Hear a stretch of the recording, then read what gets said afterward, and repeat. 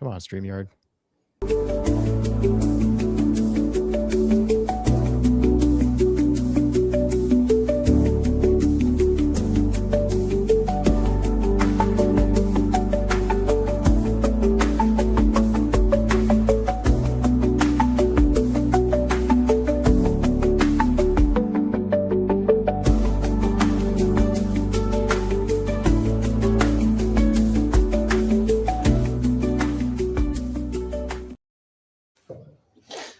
Hello and welcome back to the Single Malt Frontier for the first time in 2026. Here on the in Single Malt Frontier, we explore the edge of innovation in American single malt whiskey. We do a little bit of tasting and a lot of talking. Usually we talk about whiskey, but the best thing about whiskey is the conversations we get to have along the way, and we get to talking about a little bit of everything. Today, we're speaking with Oak Grist, who are making excellent Speyside style American single malt whiskey in North Carolina.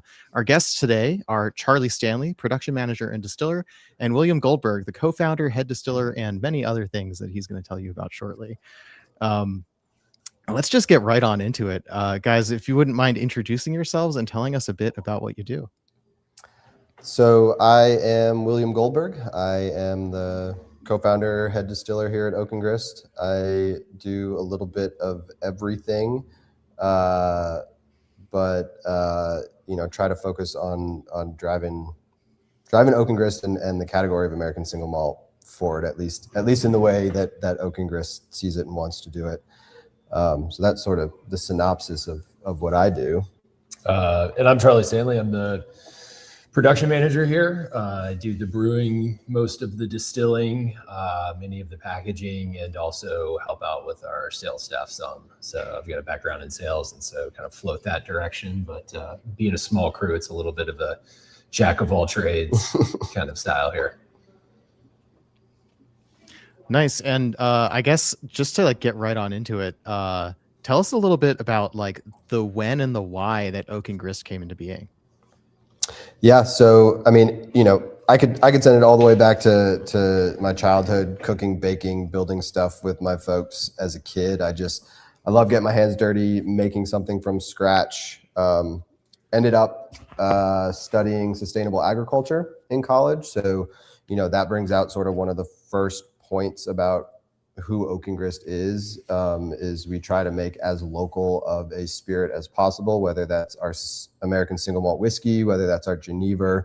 So, super intentional about the way that we source our grains and our botanicals.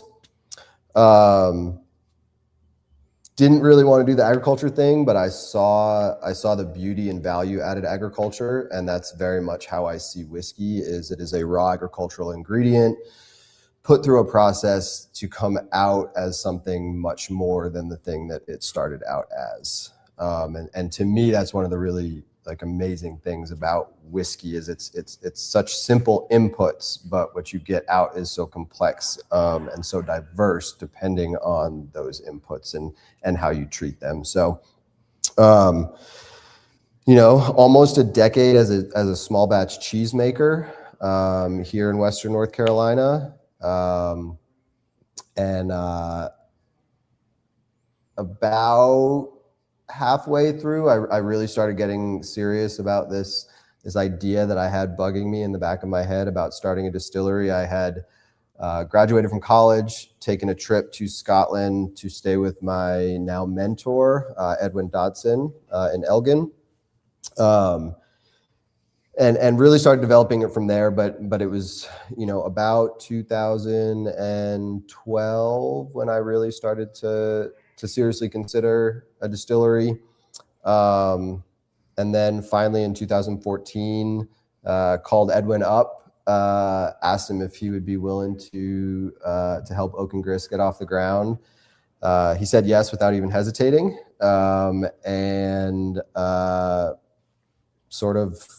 Next day I was writing a business plan, and here we are today. And Oak Grist is a fully grain to glass distillery. So every drop of spirit that makes it into our bottles is brewed, fermented, distilled when appropriate, aged right here in this building. All of our grains, we've sort of narrowed it down to come from with pretty much 60 miles. from the distillery. Our grain makes a total, I just calculated the other day, actually, our grain currently takes a total trip of 90 miles from the field to the malt house to the distillery. So again, that really gets at the core of who we are. We want to showcase a terroir. Western North Carolina is super unique in its environment. We're a temperate rainforest, and those are pretty rare. And so not only the way that something grows here, but the way that it ages as a whiskey in a barrel is pretty unique. And so that's sort of, the long and the short of, what we're shooting for is to express this place, Western North Carolina, in our whiskey. All right. It just occurred to me, we have two of you on one camera, and I feel like I could make the balance of our faces a bit better here. So bear with me while I rearrange us. Okay.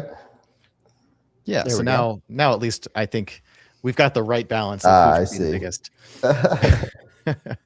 So yeah, that's tracking how far the grain goes is actually a really cool thing in many different ways. Like you say, exactly how local you are, but you also know exactly what your carbon impact is in terms of miles driven. I mean, that's such a complicated thing, but you could always boil it down to certain heuristics like that and say, we know that this grain isn't traveling 2,000 miles across the ocean or something like that. We're making it right here. So that's really cool. So I just saw, I'm going to insert a question here because Mark Nasland just poured the 2023 Oak Grist Single Malt Batch 5. And we have two different products here which don't really match that description. We've got an Origin Batch 2 and a Descendant Batch 3. And at first when I saw their different batches, I was like, oh, okay, maybe like every batch number gets a different label and different name. But actually these are different lines and they have different batches. So we have these relatively early in these product line batches. And then there's a batch 5. And I was telling you about a single barrel that I had from before. And I need a compass because I think Oak Grist is new to a lot of people. Could you give us, it's mostly American single malt. You also have Geneva and basically nothing else, if I understand correctly. Correct. But you do have a lot of different American single malt products. So if you could give us a rundown of what your product portfolio looks like in American single malt. Yeah. You want to take this one, Charlie? Yeah. So kind of addressing that single malt 5 that someone wrote in that they were tasting. Originally, when we started out, we had a couple of different whiskey lines. We went through a rebranding process that started in 2023, late 23, and then kind of going really like product by product and slowly doing that. Rebranding with new labeling and new titling. American Single Malt Whiskey was becoming it was shortly before it became a designated product category. So part of that was rebranding to be in alignment with that, as is recognized by the federal government, the TTB. But our Origin whiskey is a continuation of the product line that was originally labeled as single malt whiskey. We always held ourselves to the Scottish standard for the single malt designation, which required a minimum age of 3 years for all spirits included in that bottle. Whereas we also had a malt whiskey label before rebranding, and that was all being aged in new American oak barrels. It was a little more youthful. So that was our original designation between the two. Following rebranding, our single malt whiskey is now our Origin line, hence the origin of our distillery and what we were really founded to produce the most of. While our Descendant bottling, which you guys have with the blue label, is a continuation of our malt whiskey, which is a little more of an American style of single malt whiskey, correct? And a little less of that Speyside heritage in there. And then pop it up on screen. There we go. The green label on the Origin. Yes. Yeah. Which I've poured myself some. I figured we should all get some in the glass, and we could start talking about this one as we go. I think that's a great idea. And then outside of those two, while Charlie's pouring this one, we do in the last year and a half, 2 years, our barrels have really started to come into their own, and some of the sort of fun projects that we started working on very early on have started to come to fruition. So we do have a 5-year single barrel out there, and we've done a couple releases of that. We do a rum cask as well. And we've done a couple 3 releases of that. And then we did just this year release a smoked malt whiskey. So we've got that out there. And that's smoke with the O with an umlaut on it, right? Correct. The pronunciation spelling. Yeah. No E on SMO . Mm-hmm. Which actually that was the impetus for us to reach out to you and say like, hey, it's about time we do an interview with Oak Grist. And then hilariously, we were just a little bit late to the punch, and you did not have any more of that. So congratulations on selling it out. Yes. Like that's always great to hear. I mean, from out here in the Pacific Northwest, Oak Grist is like a name nobody's heard of. And I'm honestly not entirely sure how true that is across like the general public. I think American single malt whiskey drinkers, and especially since Lost Lantern released their single cask, have heard of you at least. But maybe give me an idea of like what your distribution looks like, and like how well known of a brand are you in your immediate area, in your state, and wider? Mm-hmm. Yeah, I mean, we are a small brand. We are distributed all across the state of North Carolina, from the mountains to the coast.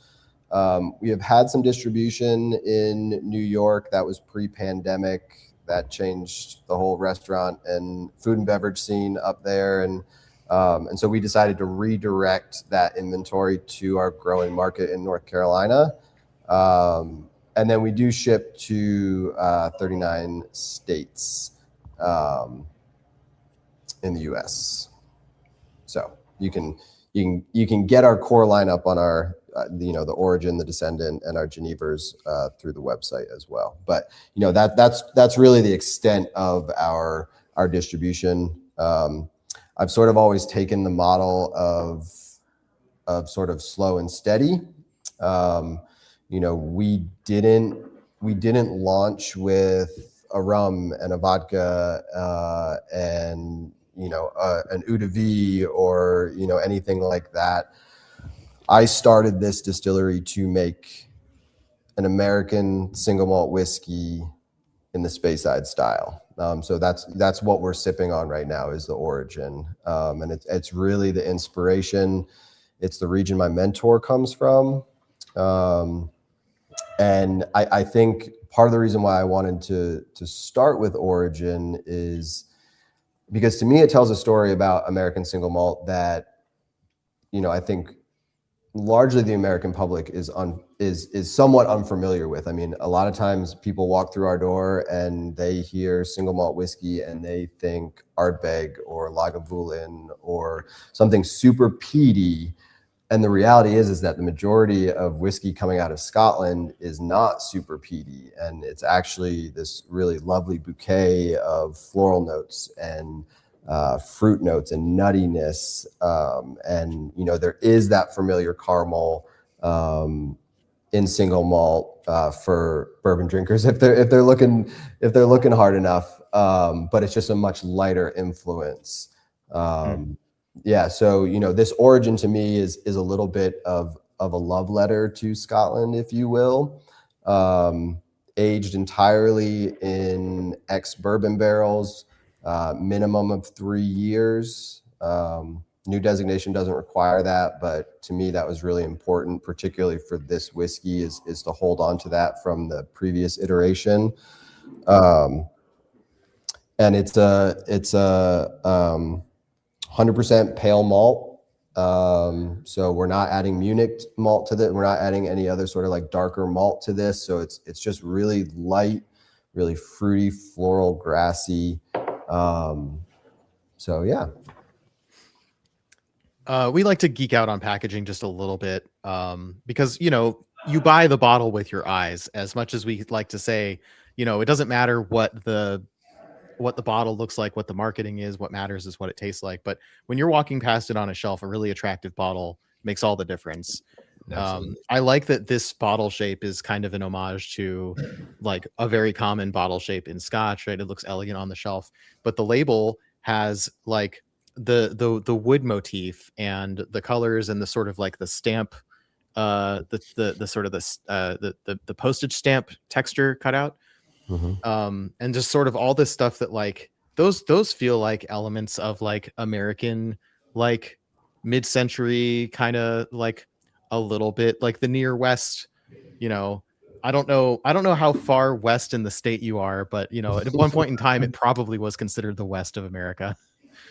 We're in the far western corner of North Carolina in the Appalachian Mountains, and at one point it was certainly the kind of frontier property, abutting Tennessee and close to Kentucky. So it definitely has a little bit of antiquity in that bottle shape. And yeah, and we like, you know, when we're talking with our label designer who lives here, you know, just a few miles down the road from the distillery. You know, we're constantly talking about, you know, little Easter eggs that we can hide in the label that, you know, get back to who we are and you know what the product is. So it's definitely in this rebrand, in this redo, second iteration of our brand labels. You know, we're pretty happy with some of those Easter egg things that you can find in there. Yeah, sorry for the surprise close up there. I was just responding to an obvious request from chat. So there you go. Okay, apparently you've got no shipping within North Carolina. Yeah, that is one of those things. North Carolina does not permit us to ship to residents of the state or even to ship out of the state. So, you know, we have to go through an out-of-state direct-to-consumer fulfillment company. But it is just one of those things about, you know, every state's laws are different and every state treats liquor usually worse than it treats beer and wine and all that kind of stuff. So we could probably spend an hour just harping on that. I mean, yeah, by all means. we have tossed around the idea of getting distillers from different states together for a round table on all of the hoops that distillers have to jump through, because every state has its own like distinct, you know, tiny little loop that you've got to jump through, and some of them seem almost mutually exclusive. Yeah, I mean, when we first started, we weren't allowed to sell any of our own product out of the distillery. And we're for those of you who may not be in North Carolina, we're a control state. So the state effectively runs both the distribution and the retail sale of liquor in the state of North Carolina, both to private consumers and to bars and restaurants. Yeah, it's quite the debacle, and luckily now they have changed that, and we probably wouldn't still be here if that was not the case. And we now can sell more of our own product than a lot of other states allow distilleries to, which is great. But yeah, it's definitely a chaotic thing. Especially once, you know, you brought up distribution earlier, especially once you start looking at distributing in other states, and you got franchise states, and you got, you know, so you got to be careful who you sign up with, because you may never get out from under them. And so. Yeah. And distributors are, yeah, like the classic style distributors are not necessarily favorable to really small brands, because they're interested in selling cases that move volume. Right. And limiting the number, or stores, or, you know, either they or the stores are interested in limiting the number of SKUs that they carry so that they can consistently deplete product. And it's a whole thing. There's a whole politics behind getting good whiskey into the people's hands, people who want it. Right. Even if it's a whole different game, right? Trying to get noticed in a store where like having good packaging really helps.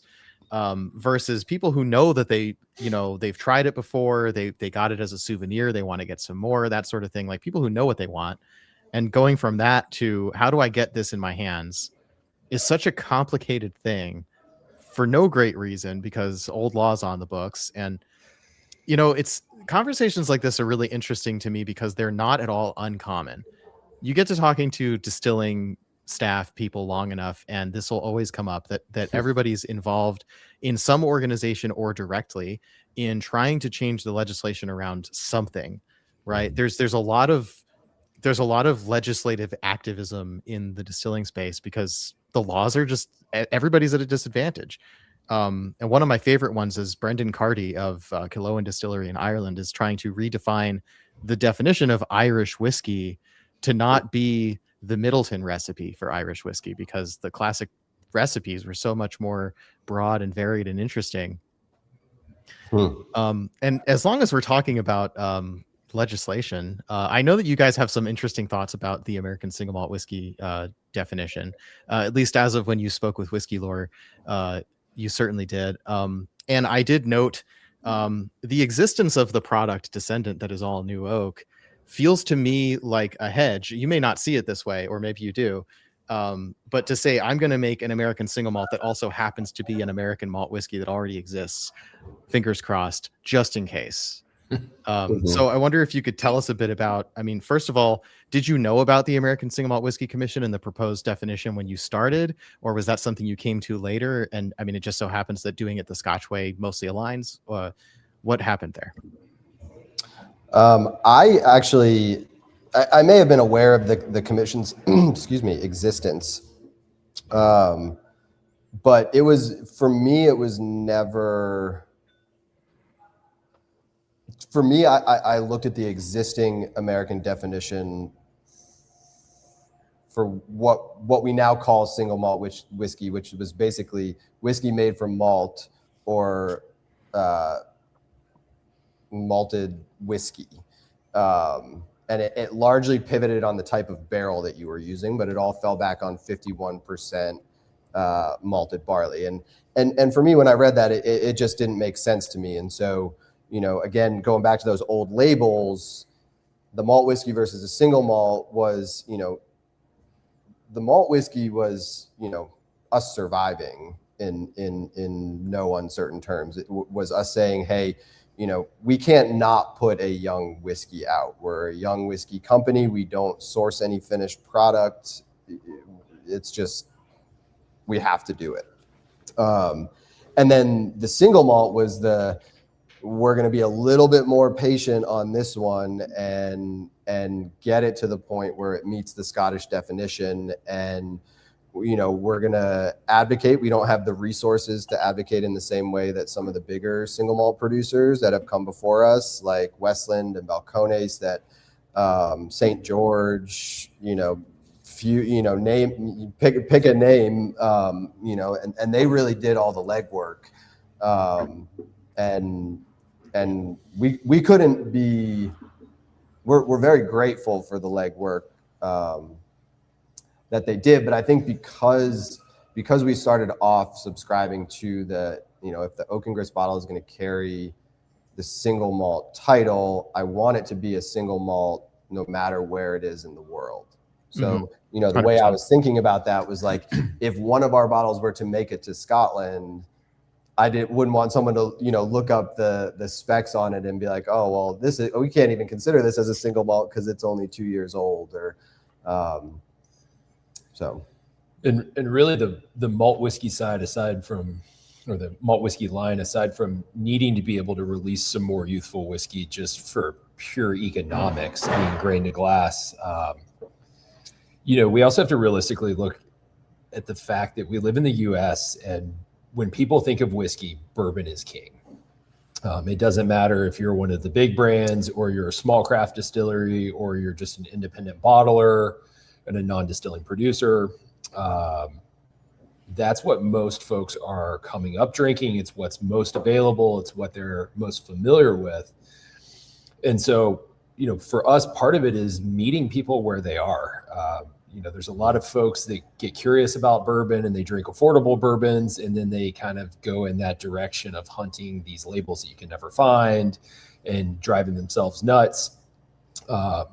Or they just kind of tire on it. They've been drinking bourbon for 20 years and they're looking for a new whiskey experience to broaden their own horizons.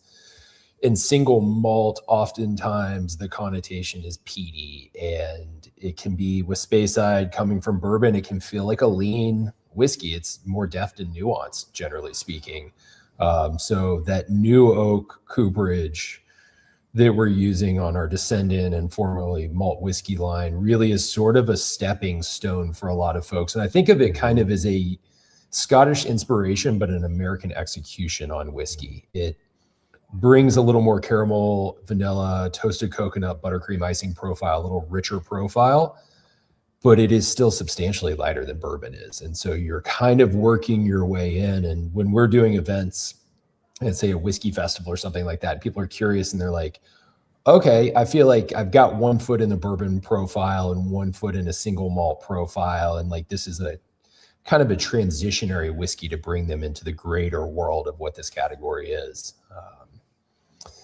And at the end of the day, that's one of our goals, right? Is to open the door to single malt. So like Charlie's absolutely right. You know, we're when we were looking at malt whiskey and then Descendant, it was, you know, it was also, yes, economics, but absolutely the, you know, how do we make something that is familiar to the American palate, but is also going to challenge it to, you know, find something that they really like in American single malt. Yeah, you guys don't have a bourbon, but I always find it interesting when there is an American single malt producer whose passion, maybe it's not even their highest seller, but their passion is American single malt, and they also have a really good bourbon, and they've got bourbon and they've got single malt that's like new oak single malt, so it's a transitionary piece, and then they've got other types of American single malt that use refill casks. To name another brand, just to be specific, Boulder Spirits in Colorado is one of those. Sure. Yeah. A lot of people who are into bourbon found them because of bourbon and kind of don't necessarily even get into the single malt side of the business. But I like that from a whole spectrum of, you guys are inspiring me once again to get back to work on my infographic where I do a line of like Scotch like American single malt and then like bourbon like American single malt, because there's so many brands that lie every which way on that line. But it feels more complicated than that, because American single malt can go so many different ways when you get to the Scotch like style, or it's not Scotch like, but it's not bourbon like either. Now you have like a triangle where it's American single malt doing something completely different. There's actually relatively few American single malt whiskeys that really feel like they could stand with Speyside Scotch or Islay Scotch or some particular style that's an homage to what's going on in Scotland. And I find it interesting that you guys immediately describe yourself as a Speyside style whiskey. And I had done no research about you prior to this week, just to not spoil myself too much. Like, I think if I overthink interviews, or I overthink like the research on tasting a whiskey, like I start to hallucinate, you know, things about the whiskey. It's better to not give myself too much information early on. So I tried your whiskey. I was like, that's great. It tastes like Speyside style whiskey. Phil did his reviews of your whiskey and said, this is great. It tastes like Speyside style whiskey. And that's the first way you described yourself. So if tasting notes aren't real, at least we could say there's a stylistic similarity that we all agree on. No, we're Charlie and I were actually talking about this morning, because Adam and Nora at Lost Lantern, Adam put up a sort of a recap of their Discovery series, which we were fortunate enough to be part of this year. And fortunate enough to have gotten a bottle down here in North Carolina too. But you know, it's funny because, you know, Adam, you know, that was his summation of you know, this Discovery series release that they did with us was, you know, drinks like a Speyside single malt. And, you know, to me, that there's no higher praise. I mean, you know, we could dive into the nitty gritty, floral this and fruity that and nutty and chocolatey. And,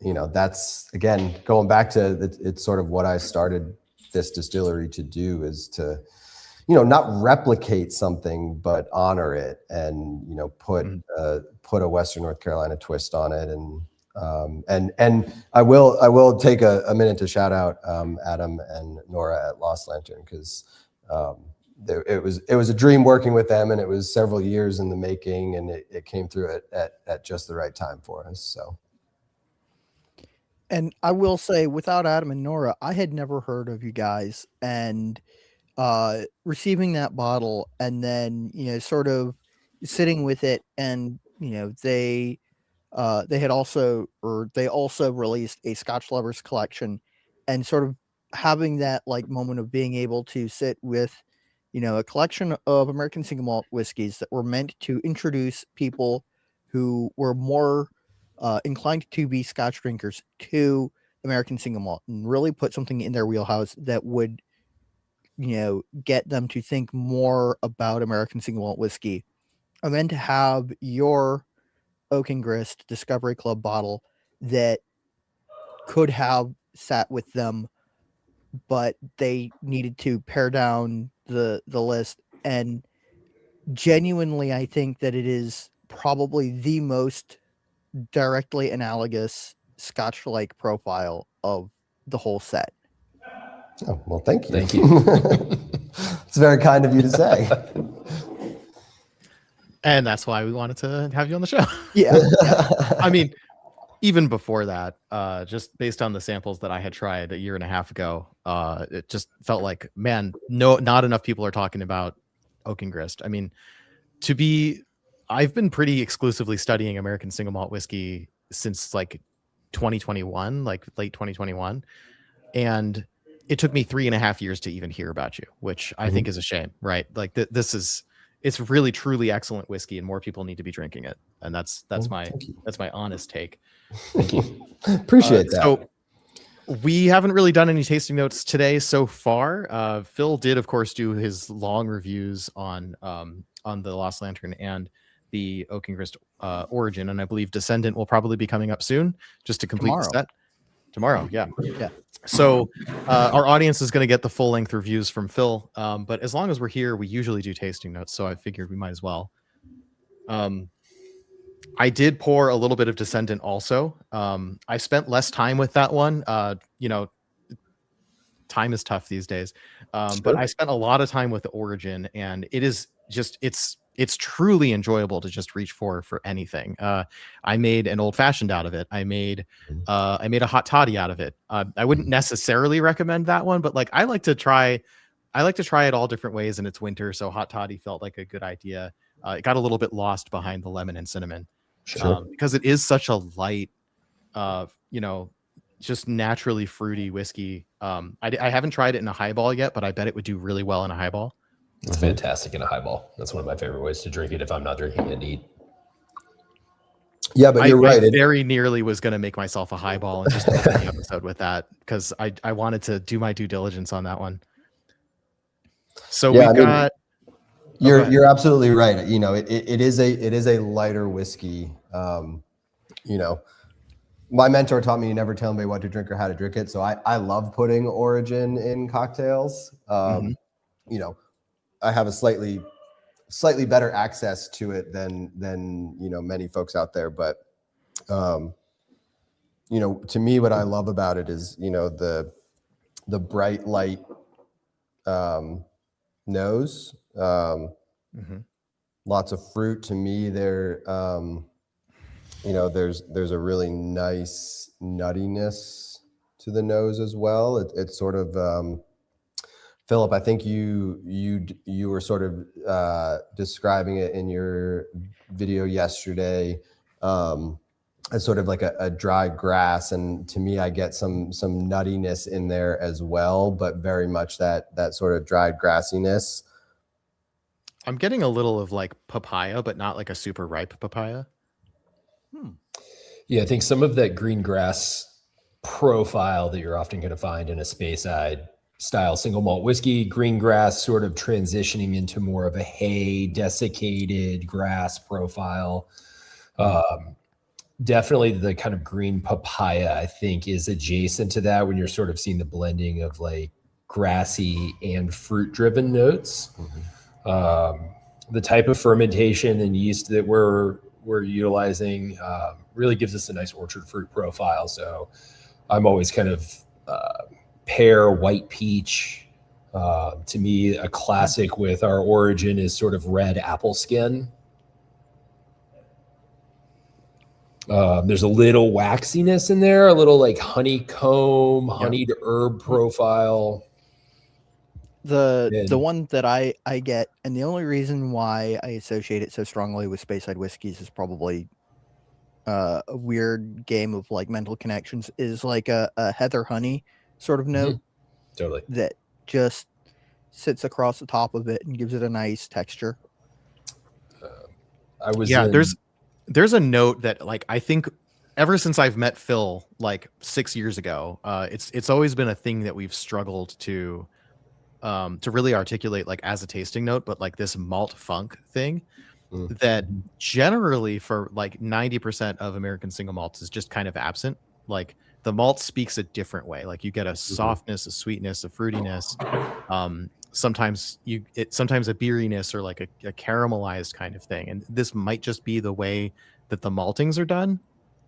But something about almost all Scotch has this malt funk kind of thing where even if it's not peaty, it has something that you just associate with as being background like texture that Scotch has. You know what I mean?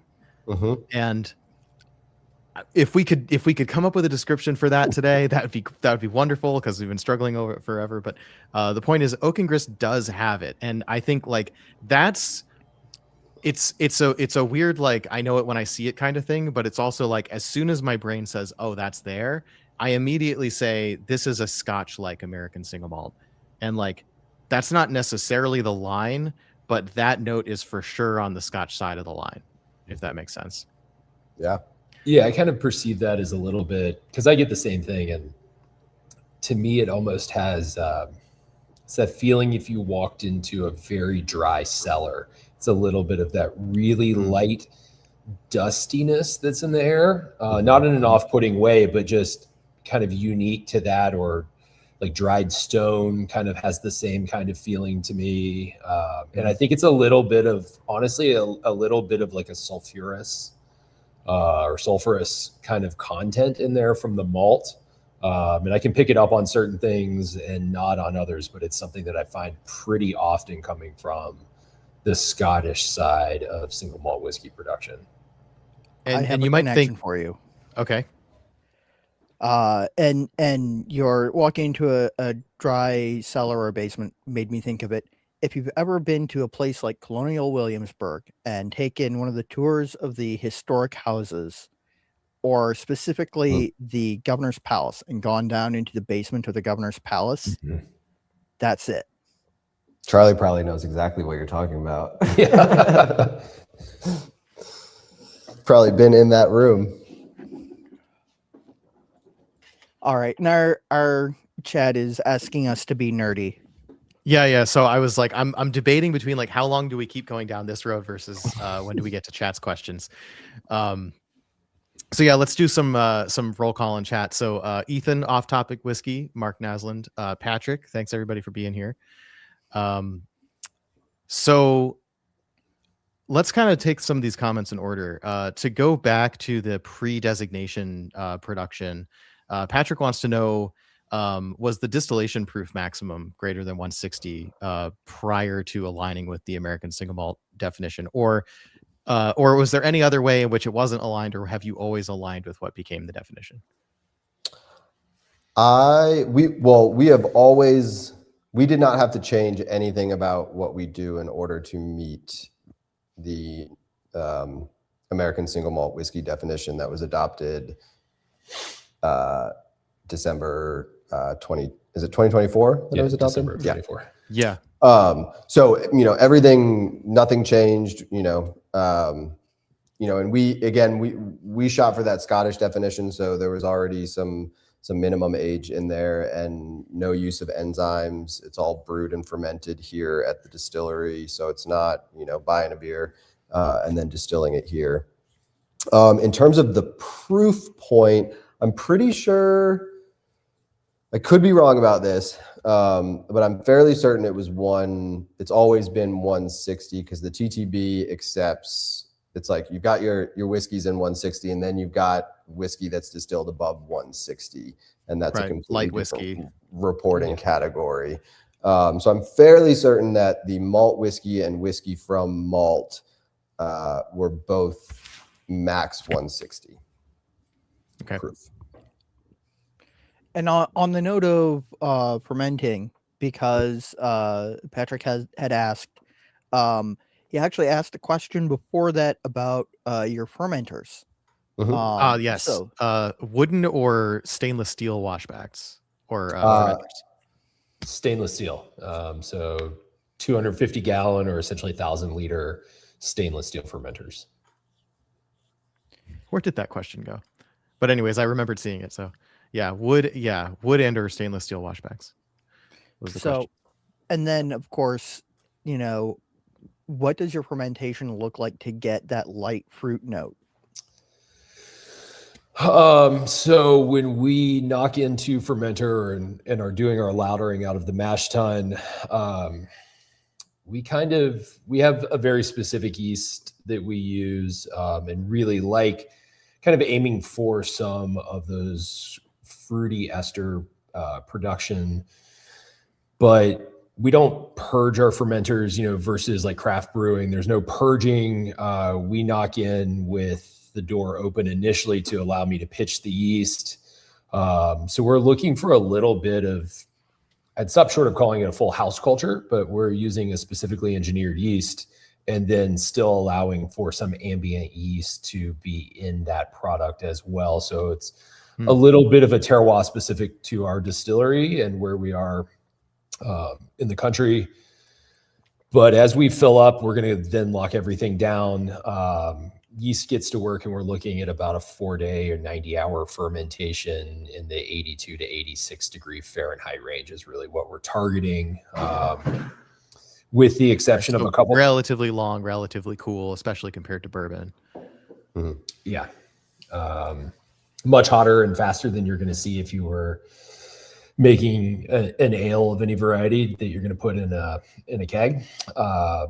But for us, that's kind of what we found over time. We've made a few small adjustments over the years, kind of dialing in some things, but really looking at that 4-day, 82 to 86 degree Fahrenheit temperature range. And that really is kind of producing a lot of that fruity esterification that then through distillation and ultimately maturation allows us to kind of highlight some of those profiles in our more Speyside leaning whiskey.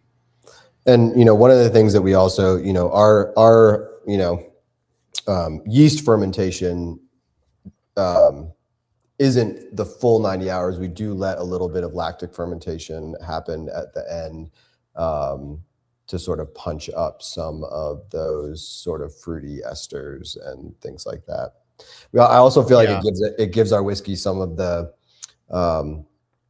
creaminess, some of the sort of like the baked good quality to it. So yeah, and as far as that fully fermented distiller's beer or wash, whatever you want to call it, profile wise, when that fermentation is finished, when we're ready to charge the still with all of that liquid, taste profile wise, it's fully dry. We have great attenuation rate, so there's really no sugar left in there at all. On my last check, it was 96 or 97% attenuation, so about as good as we're going to get, short of being in a lab situation. But profile wise on the palate, I always tell folks when we give tours, it's sort of like unsweet iced tea mixed with Cheerios. It's a really nice grainy profile in there. There's some, we do a mash rest before we knock into our fermenter. So it's got a little bit of an extended time on those grain bodies. So we're pulling some nice tannin out of there.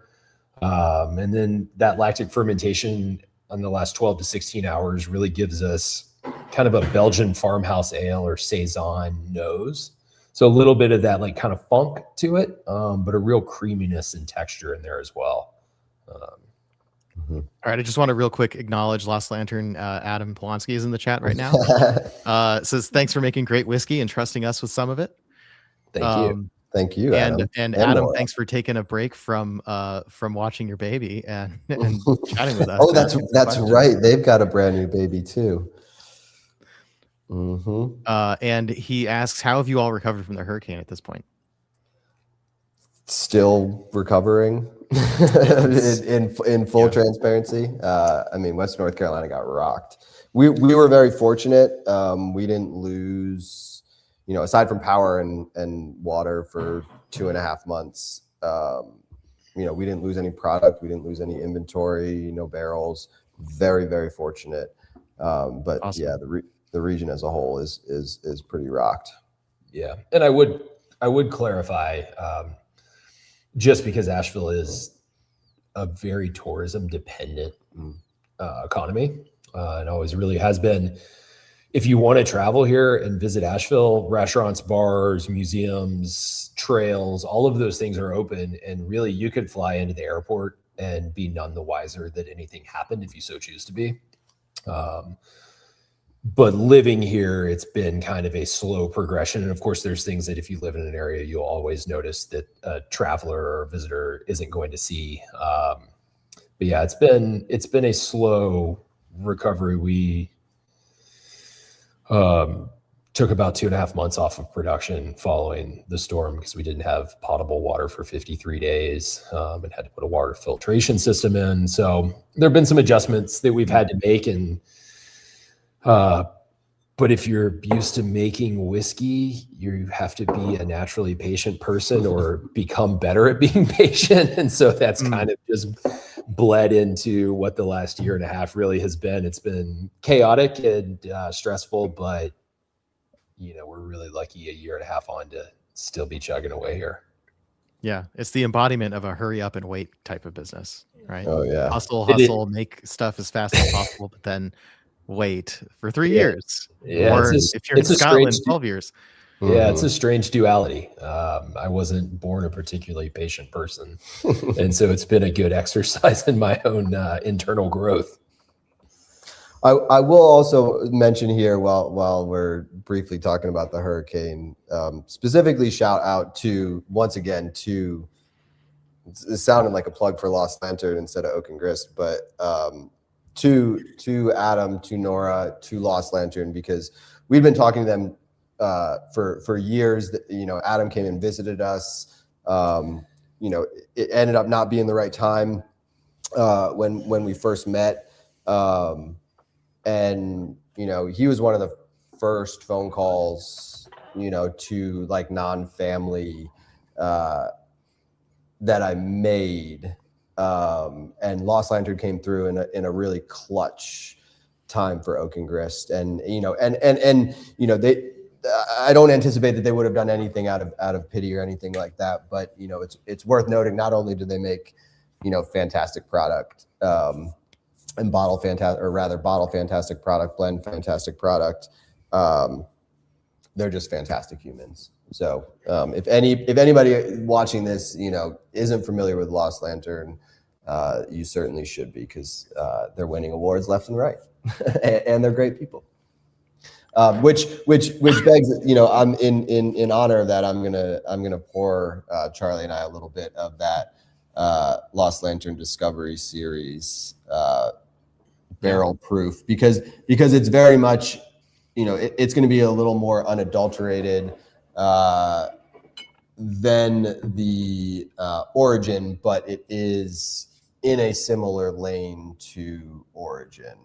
Okay, I'm going to ask you to elaborate on that. So my perspective was, this is cask strength Origin. When you say less adulterated, what do you mean by that? Because just that it is cask strength, and oh sure, okay. I guess unadulterated is really the word I was looking for. Is we have, Oak and Grist has yet to release a cask strength. It's partially just my own preference.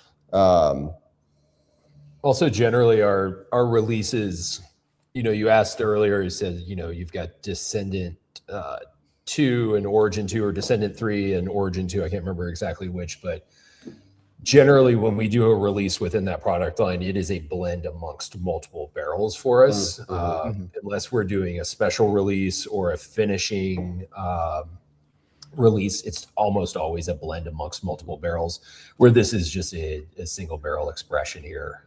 So you're really kind of seeing a very specific whiskey at cask strength, which, it just kind of varies a little bit from what our average consumer is seeing us put out. Yeah, so I was actually going to suggest, I felt the Lost Lantern might be the best place for us to go for our second drink, because even though it's cask strength, then we're going to go into a more heavy oak direction, and I feel like that'll probably stand up. Some specs here. The Oak and Grist standard bottlings are 46.25%, at least the ones that are in front of me. So Correct. they are an approachable proof, but they're not super low.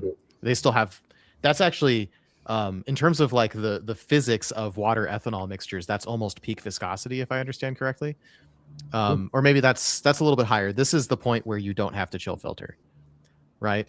And as long as we're talking about unadulterated products, I love that you proudly state on all of your bottles, this is no color added, non-chill filtered. You're making integrity malts, as Ralphie would say. Yeah, and it's actually, ironically enough, when we were trying to get TTB approval for these for both Origin and Descendant, they questioned why I wanted to call that out on the label. And I had to argue for the fact that, like, well, you don't say anything about, there's nothing really in your class type and designation that states whether or not something can or can't be, and so for us it's important to call that out, because in a similar way with a natural wine, just because it's not chill filtered, and if there's going to be massive temperature swings or whatever, there may be some things that fall. There may be some light wispy things, but we sort of see that as flavor and sort of the good stuff. We're certainly not any large particles in our whiskey, but stuff that comes out of solution over time and whatnot. That it's flavor you can see.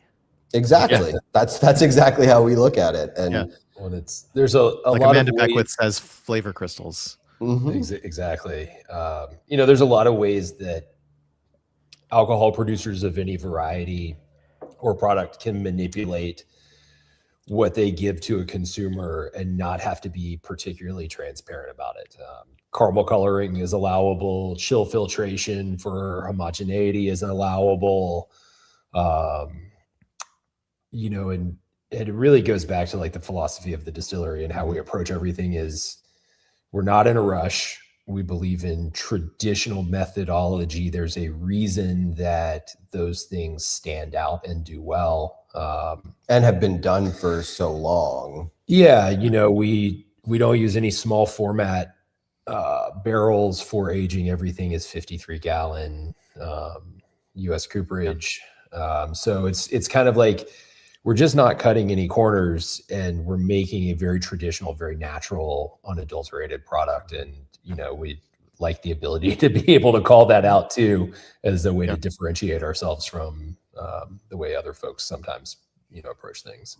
And we also throw zero shade at, anybody that is sourcing a finished whiskey or is sourcing their beer or uses enzymes or, any of the things that, we choose not to do. Every time we make a decision here at the distillery, we recognize that it is a choice, and for better or for worse, we choose to do a lot of things a little bit harder of a way of, having to sort of twiddle our thumbs and bide our time while our whiskey is aging, and not have, 5, 7, 10, 15 other products, that would help keep us afloat. Because to me, one of the things I learned as a cheesemaker was from one of the cheesemakers, and I think about it all the time, is, you can make a lot of things pretty good, but it's very difficult to do them all really well. And so we sort of take the approach of like, let's try to make sure that every single thing that, goes out of our door is made well, is made with intention, and, falls in line with sort of what our ethos is, what our mission is as a distillery, which is to express that terroir and to, you know, stand tall on what we do. All right, I want to take us back just a little bit and have a couple more chat comments here. So Ethan's also having Lost Lantern Oak and Grist. It says it's just outstanding and a top ASM for me from last year. I completely agree. Thank you, Ethan. And I'm not saying that just because they're in front of me. Actually, funny story. I have a second bottle of this. I was gonna buy a second bottle of this, but the way that the second bottle of this came to me was actually an accident. I had added something extra to my order, and apparently there was a mix-up, and I ended up getting an extra bottle of Oak and Grist instead. And I said, I've never been happier to get the wrong bottle. Like, I still like the one I ordered, but like I was gonna, yeah, thank you. Right. So really happy to have a second bottle of that. And that's people who know me know that that's a rare thing for me. I don't usually, I mean, look at behind me, right? I've got so much stuff. I don't need the same thing twice, majority of the time. So let's see. Randall says the Lost Lantern Oak and Grist was really well balanced and flavorful, but not super punchy, light and refreshing, but not background at all. And actually, when I was reading that, I actually thought he was talking about the origin, because I actually feel the same way about that. Other than it's like a little bit lower proof. Like for me, they're really like they feel like spiritually the same product. And like I keep saying this, but I want to say why I feel like that's important. Usually, like an independent bottler is picking out a tremendously unique, extra flavorful, something superlative about a cask, and the fact that your regular product blended of, you know, anything that you've got in your warehouse is at the same level of quality speaks to your quality and consistency. So some people would say like, oh, I've had this great independent bottling. I'm worried about trying the original bottling. It might not be as good, because that happens a lot with Scotch, for instance. In this case, I want to reassure everybody that if you were to go out and buy the OB products, they are actually really just great quality stuff. Yeah, I called it out in my review of the origin that there are plenty of Scotch single malts that, you know, sort of the general consumer consensus is you go for the independent bottling because the OB isn't as interesting or isn't as good because it's, you know, blended to a consumer profile that isn't an enthusiast profile. But Oak and Grist is just a fantastic, you know, all the way through a fantastic example of a malt that is made from integrity start to finish, so that you end up with a product that is, you know, absolutely approachable. Origin is a big hit with my D&D party. But also has all of the elements that an enthusiast enjoys. And absolutely, you know, it's hard to imagine getting anything, you know, significantly better in a single barrel, because there isn't that much headroom for improvement on that product. I mean, and the Lost Lantern release is fantastic. Also, I drink very slowly. I took this to D&D with me, and it is also a hit. Yeah, but same. This has been a hit with my friends, my family. Like, I'm glad I have a second bottle, because that's like one reason to buy a second bottle is if you're like, oh, I like this too much and I'm saving it, right? And you're like, no, I have a second bottle, so we can just enjoy one. Yeah, it's a lovely place to be. So let's see. There was a couple other questions here, just as long as we're back in the nerdy range. So I was wondering about how you manage like the pH acidification of your wash, because you're doing wild fermentation, which maybe that just makes it the right amount acidic. Wildish. So mostly controlled, a little bit, you let a little bit in, and you mentioned the lactic acid fermentation at the end. So you're letting some lactic acid bacteria in there as well. Does that come from the wild fermentation, or is that something you add? No, it comes from the wild fermentation. You know, acid balance or acidification balance, there's a lot of factors that can influence how hard you have to fight that fight.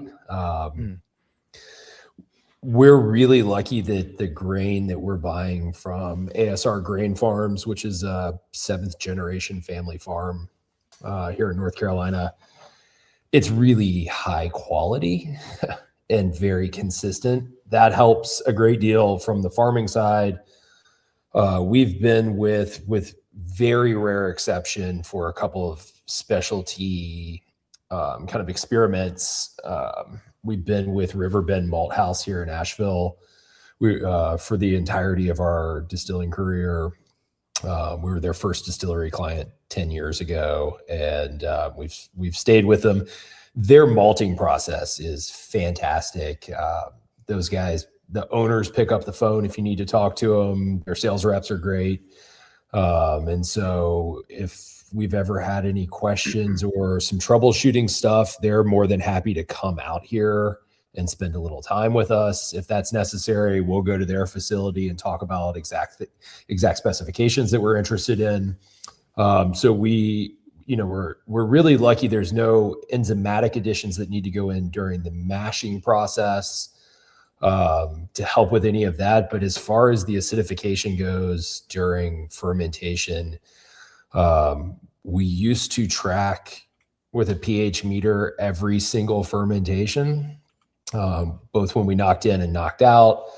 And honestly, we found just the exact same replication every time. And it was ending up exactly where we wanted it, that precipitation happening at an appropriate pace. So it wasn't just dropping acidity super, super quickly. And we've kind of gotten really lucky in a lot of ways with the products that we're using, really giving us a great deal of what we're looking for.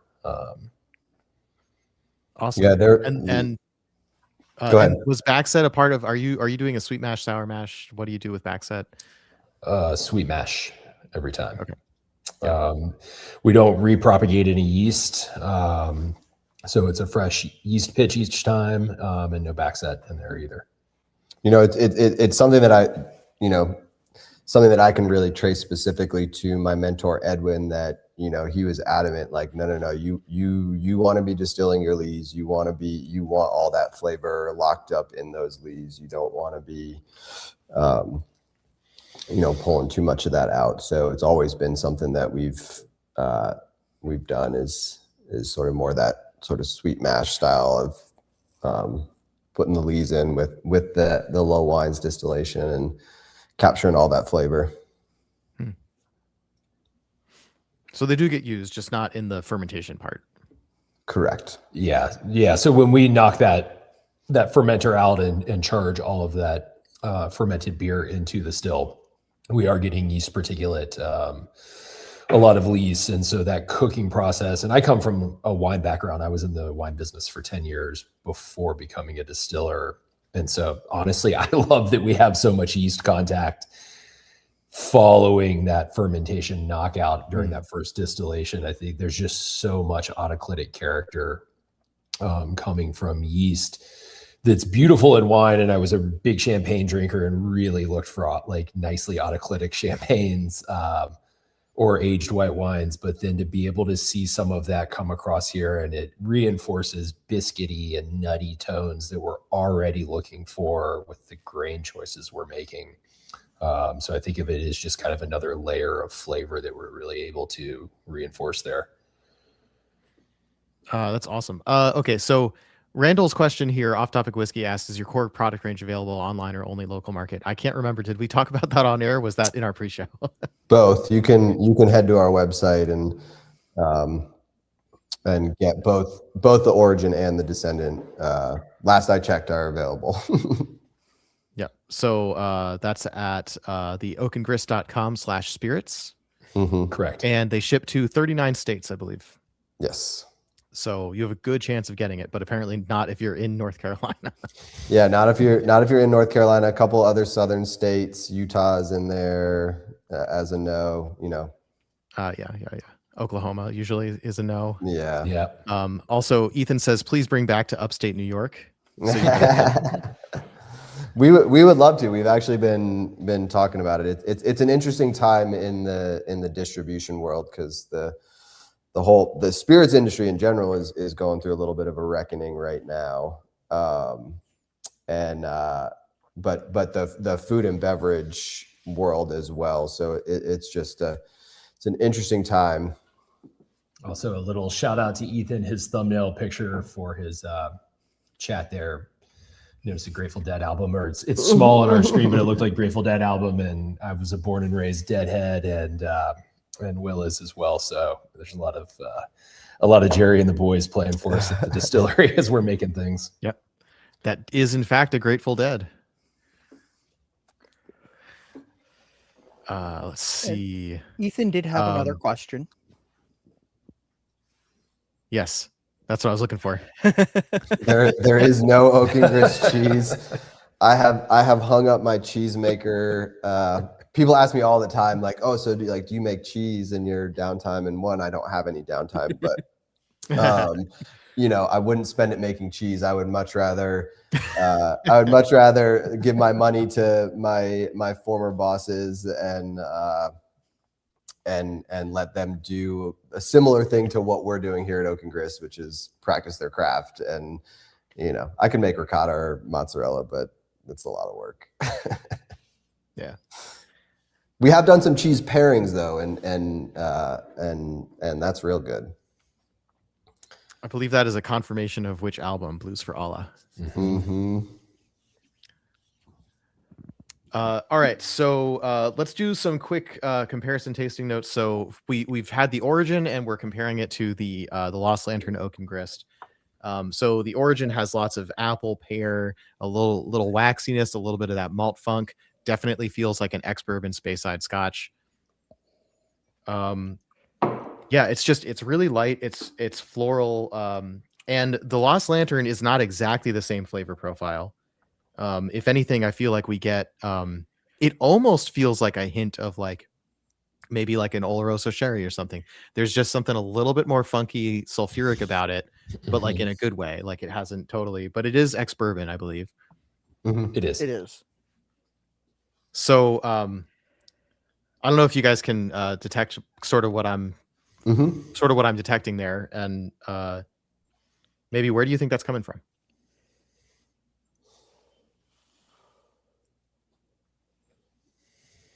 I mean, I think some of it is likely coming from the fermentation side of things. Certainly coming out of the malt, as Charlie was mentioning earlier. Yeah, we'll joke sometimes, especially if we're tasting through things more at cask strength, and oftentimes when we're working on blending, we're proofing samples down to bottle strength, so they're all kind of on an equal footing. But I think it is a more intense version of some of that kind of dustiness that we were talking about earlier. Yeah. And when we opened this tonight, before we all got on, Will and I did a quick nose and taste on it. And my joke was like, there's that classic Oak Grist Smarties profile. So there's like little candies that you get as a kid. I love pulling out Smarties as a tasting note. Yeah, I've always thought, I'm in my 6th year here now. And from the beginning of starting to taste our whiskeys, especially what was being aged in ex-bourbon, that's like a classic. Like if I was going to blind a panel of different whiskeys and try and pick mine out, I'd be like, there's that kind of punchy Smarties thing. And I think it's just a more tightly wound kind of dusty sulfurous kind of profile. And I think that's honestly more from being at cask strength, as we proof down to what our standard bottle strength is at 92.5. I think some of that gets mitigated, and over time, as we're putting older and older whiskeys into our blends, we're seeing that kind of also diminish. To me, that's a little bit more of a youthful character that comes across. I just added enough water to make it probably around 50%. And I still get the Smarties. If anything, more of the candy. Yeah. So Patrick has figured out where that note that you were getting comes from, Doug. North Carolina. Thank you, Patrick. Super sleuth. And speaking of Patrick, I feel like at some point we might have to have him as a guest host because he loves to ask the nerdy questions even more than I do. Are you using any low diastatic power malts? Honestly, I would have to go back and look at a malt analysis. I did actually look at a malt analysis, Right, but just perfect. for our pale malt, and so we do use a Munich malt from Riverbend Malt House, so a little bit darker of a malt, but our pale malt is a little bit over 100 on the diastatic power side of things. But I would have to go back and look at our malt analysis for the Munich. Just refreshing my glass of Origin a little bit. I was getting a note on there that I kept on sipping it again and again to try to figure out what it is, but I feel like it reminds me of like a Chardonnay that's like slightly sparkling and just like a really dry wine kind of note. Mm-hmm. It's actually, I'm finding a lot of the similarities between the Lost Lantern and Origin, and to me, I do get some of that dryness in. Yeah, it kind of has more of like a Burgundian Chardonnay, kind of like a Merceau or something like that, where it's kind of some. Because we also have I think there's a nice citrus profile in our whiskeys, and they're different between Origin and Descendant. But some of that, like you bring up Chardonnay specifically, there's kind of a tight, bright, lemony note that I get in this whiskey that I also associate with kind of like Burgundian Chardonnay. And to me, it's like I really like the citrus profile that we get. I think it's a balance of freshness in whiskey. You have some of these more biscuity and waffle cone notes and toasty elements, and there's the caramel and vanilla profile, which can vary between our two whiskeys. But I think some of that bright citrus keeps it's a fresh, lively whiskey, which honestly, to me personally, is a more inviting whiskey to drink rather than being such a heavy caramel, vanilla, baking spice, wood extraction profile. Yep. And we always are really kind of looking for spirit, character, and balance with wood influence. And we want a whiskey to have our own distillery character. Are you on glass number 3 now, Ethan? 60, yeah. Yeah, it'll sneak up on you. Mm-hmm. Oh yeah, it definitely doesn't drink like it's over 60%. And that's another Really, sort we're of splitting hairs now. 62.8. It's not over 60. You No, don't I taste mean, a day over 60. I mean, it That drinks sounded really very, bad. it drinks very easily, which again makes it dangerous because you don't sort of have that like burn and drying effect that you sort of associate with the higher proofs, and that's and that makes it really easy to go and have some more. Yeah. And oak tannins bring in more of that drying effect. So I've always felt that something like bourbon or even a new oak American single malt just like doesn't feel as good at a cask strength as something that's an ex-bourbon and sherry. Agreed. So yeah, as long as we're talking about new oak, and we got to get there eventually. I've poured a glass of Descendant. I feel like we probably should move on to that. And just one more question to lead us out of Origin. Sorry, we're in the barrel warehouse, and the sprinkler compressor just kicked on, so I'm gonna mute us for a second. Sure. I was like, that sounded like one of those audio glitches, like when your game crashes.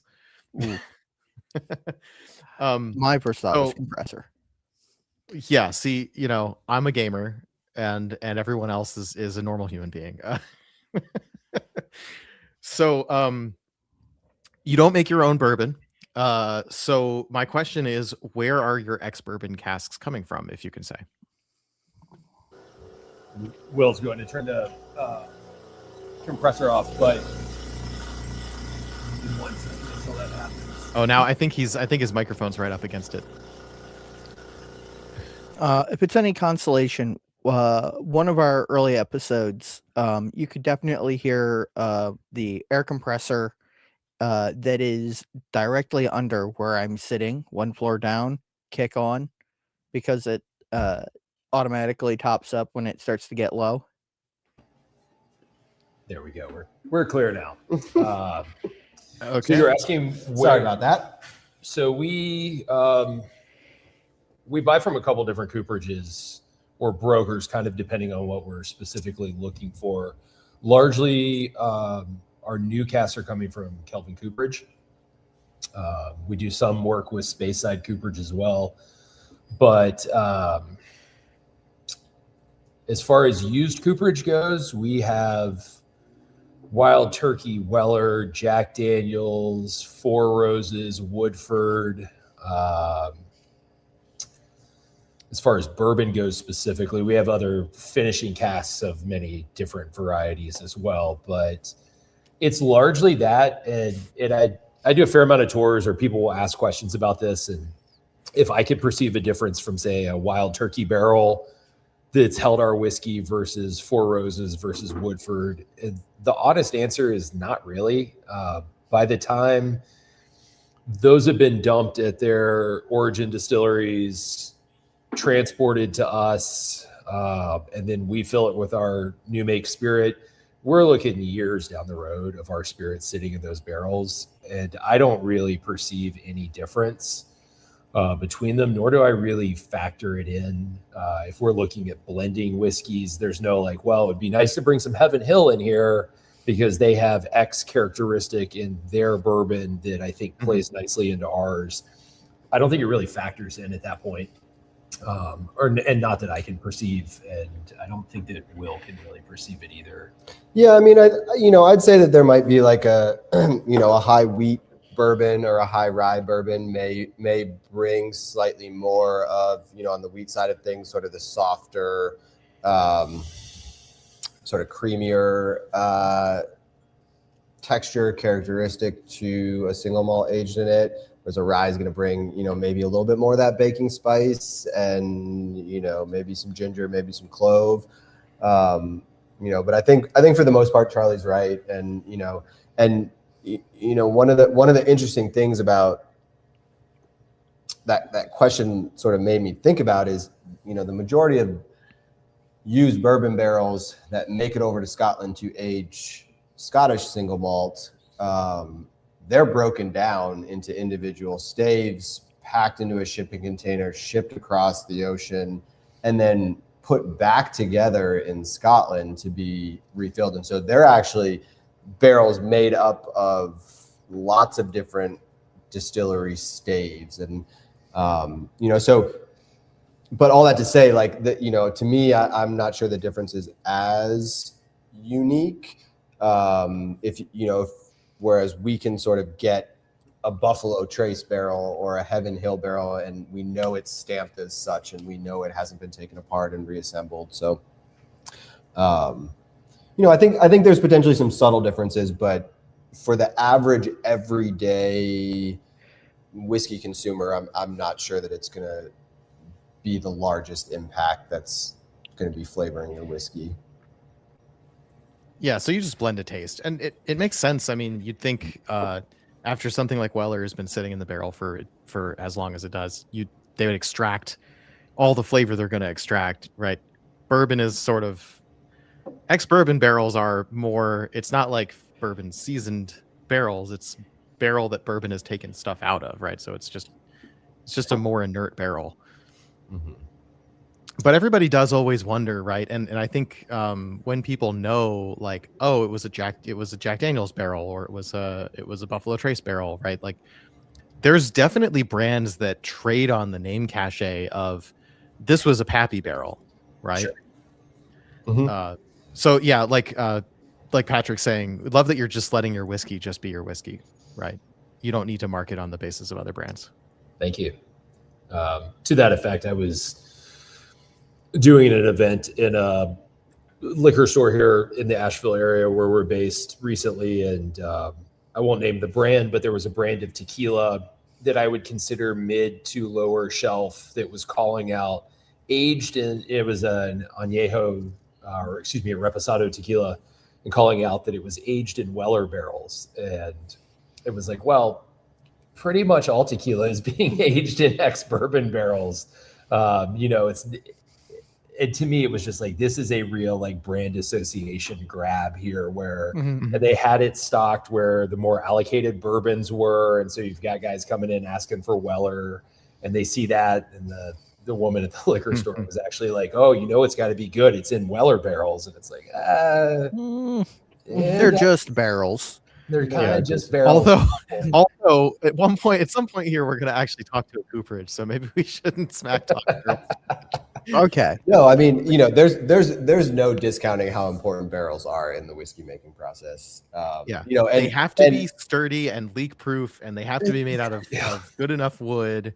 But if it's all else equal, a barrel's a barrel, right? So and that was my the point. fact that it held Pappy instead of Weller when they're both Buffalo Trace barrels that came from whoever. Yeah. Independence, probably not Independence Dave. Who's making the barrels for Buffalo Trace? I don't even know.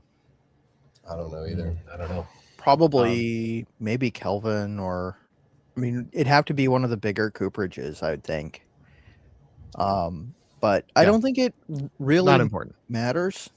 There's not that many of them. Jack Daniels had their own cooperage that I think they shut down recently. Brown Foreman in the last couple shuttered theirs. Yeah.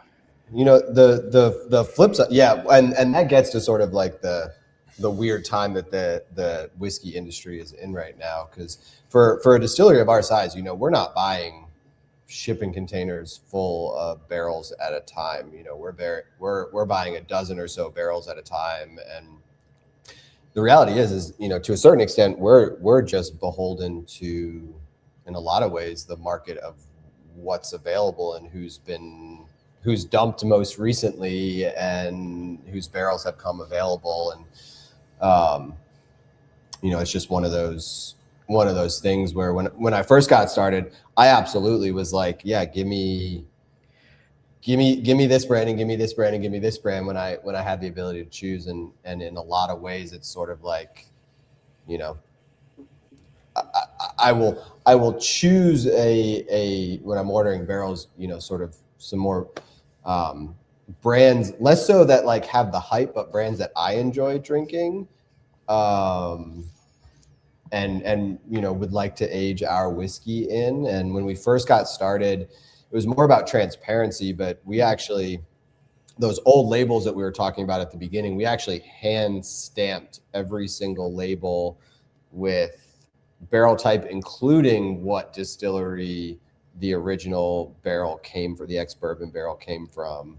And we don't really do that so much anymore, largely to this point, as we sort of came across that, at the end of the day, it's not having as big of an impact to me as, say, the climate of where we are aging our barrels here in Western North Carolina.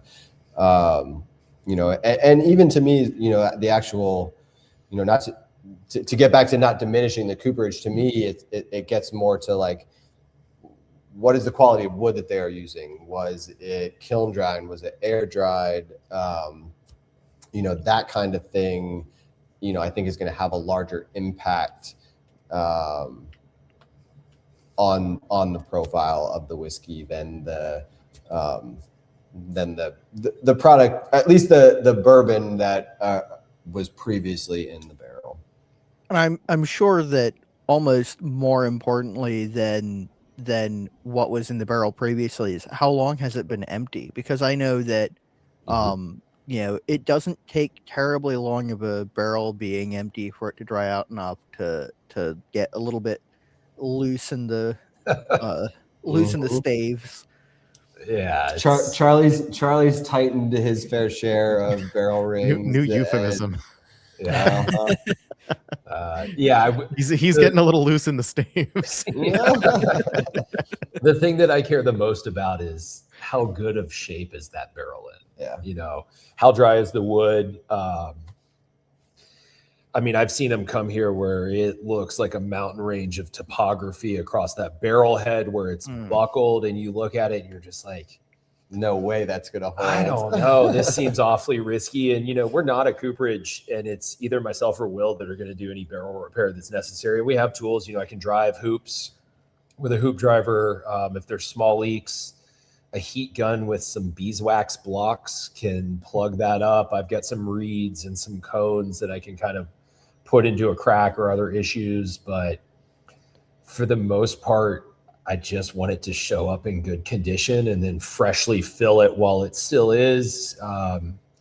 You got a little flexibility if that barrel.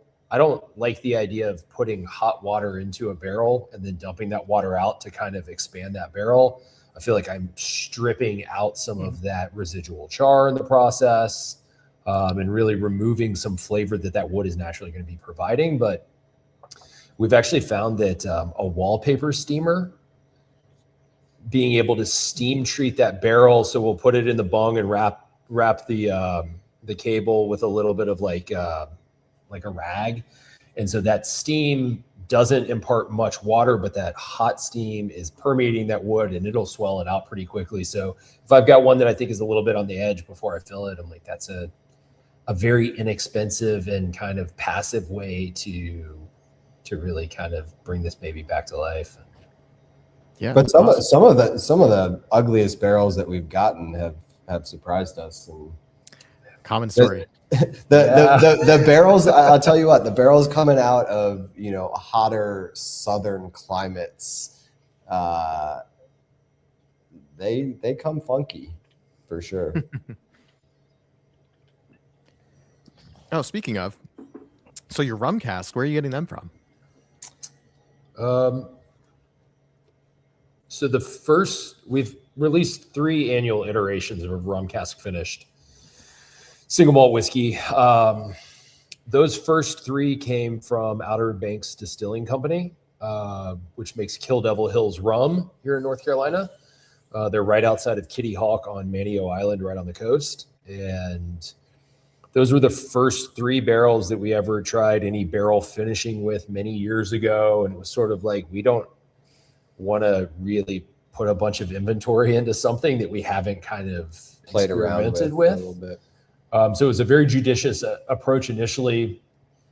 We really liked what we got, but wanting to kind of expand that category for us. And we generally do it as a once a year release in the summertime, just kind of, it's evocative of rum. And this whole concept was really kind of pioneered by Balvenie. So that's who we're kind of looking towards. But I've got ex-Caribbean rum casks now. I've got ex-Jamaican rum casks. So, and you can see why I'm asking, right? Did the stuff that came out of the Caribbean, is that extra funky and broken down? It's different. Yeah, it's different than what we got from North Carolina. Well, and particularly the barrel, the way the barrel shows up to us is certainly, that warped head that Charlie was talking about was definitely a south of the border cask for sure.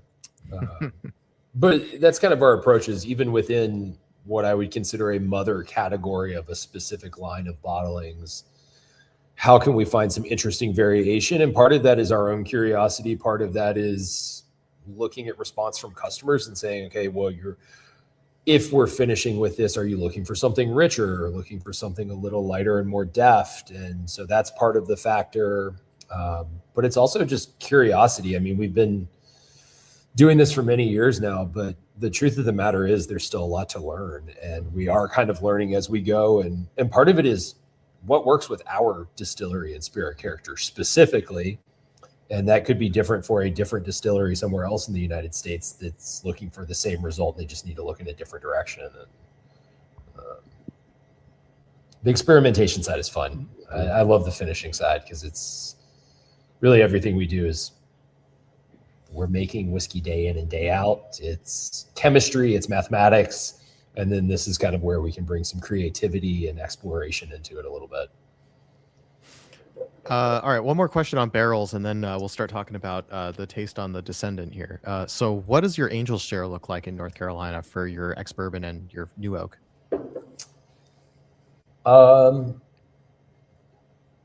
Like anything, there is a spectrum from barrel to barrel, specific storage conditions, whether it's higher up in the rick house, lower down. We have a couple different methodologies. You can see some barrels stored behind me that are 5 deep. We've got some stack racks that you can see above Will's head. We palletize some, and a lot of it comes down to space management for us in the distillery, but we're looking kind of somewhere in that 20 to 22% loss in the 5-year range. Loss of volume, for us specifically where we are, this is climatically dependent for any distillery, but we have a moderate level of humidity, pretty good diurnal shifts, high temperature of day into night, low temperature, and we really get 4 true seasons here in Western North Carolina. So we see a fair amount of temperature fluctuation throughout the year, but we watch our proof point go up. So we were just, we've got a 5-year single barrel release that's coming up shortly. Dumped that barrel, did the mathematics on loss, and we looked at about 21% loss, but where we filled that barrel at 123 proof 5 years ago, we knocked out at 135 proof. So we're seeing more water evaporation and spirit or alcohol concentration over time. Kind of the inverse of what Scotland oftentimes sees. They're a much colder maritime and climate with very high humidity year round. So harder for that water to migrate through the wood and evaporate into the atmosphere. So they're tending to lose more ethanol in that process. Mm-hmm. Yeah, so our evaporation rate we're seeing is a little bit higher than sort of that average over in Scotland, but we, like Charlie was just saying, we tend to be losing more water to evaporation so far. But yeah, that might change. It's, again, we're part of this is like, as Charlie sort of just alluded to, is like we're in our 9th year of production. And, I see that as still a relatively young whiskey distillery. And so we're really, we really are sort of learning about what is going to happen. We can have the best of intentions going in.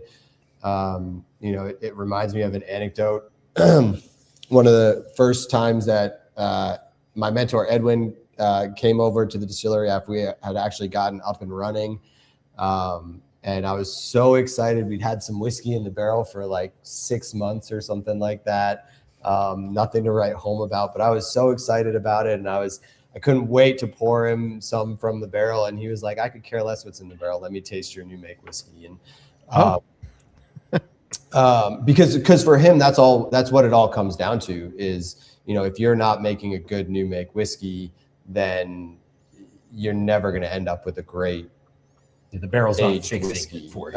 The barrel's going to add profile. It's certainly going to have a lot of impact, but you just can't make a great whiskey from a mediocre new make. Yeah, completely agree. It's necessary to have a great new make, but also not sufficient, right? It doesn't tell you the whole story about what that product's going to be. Absolutely. So like, I get it, but I also like, if it were me, I would say both. I mean, you can't have a solid building or a good building without a solid foundation, but a solid foundation doesn't make a house. Right. Doesn't keep you warm at night, doesn't look pretty, doesn't let you hang pictures on the walls. Yeah, I mean, what ends up in your glass at the end of the day, if you open one of our bottles or anyone else's, it is that is the sum of many parts. It's the quality of input, whether that's molasses or grain or agave. It's the fermentation control. It's the distillation control and style. It's the maturation, cooperage, and climate.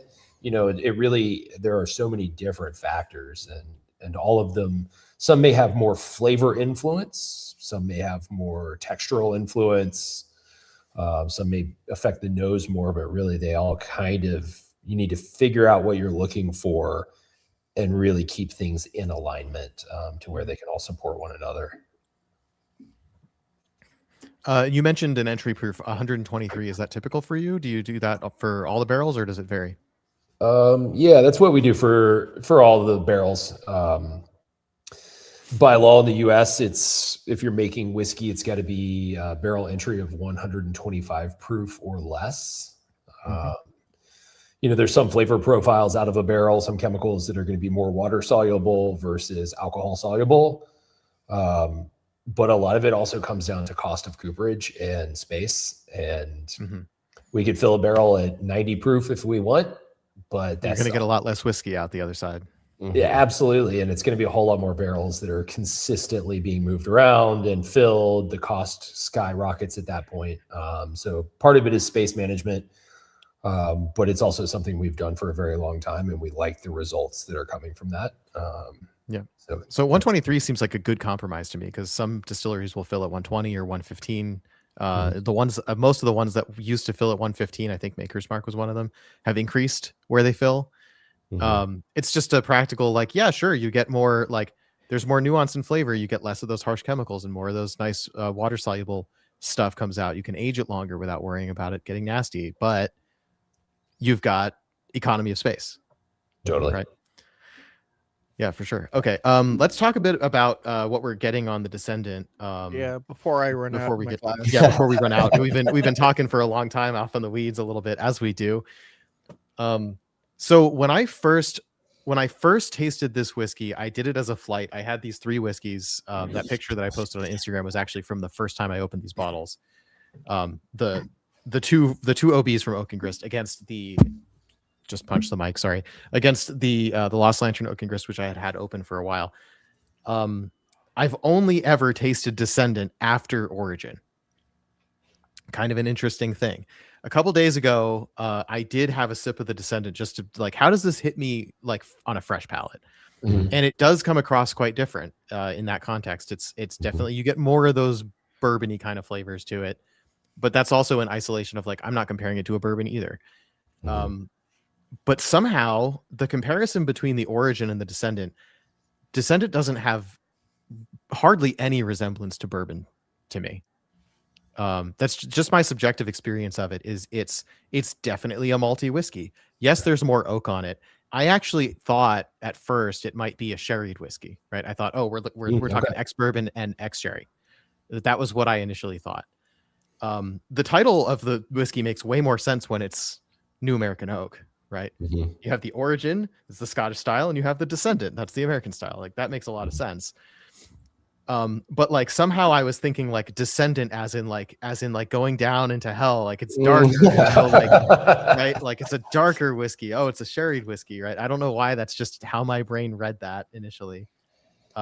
I got more sort of sulfuric notes on it, which I think is part of what made me think sherry, but also sweeter notes, also consistent with sherry. Today I'm getting, there's just something weird to me, like, not weird in a bad way, but, like, I've never gotten this before on a whiskey.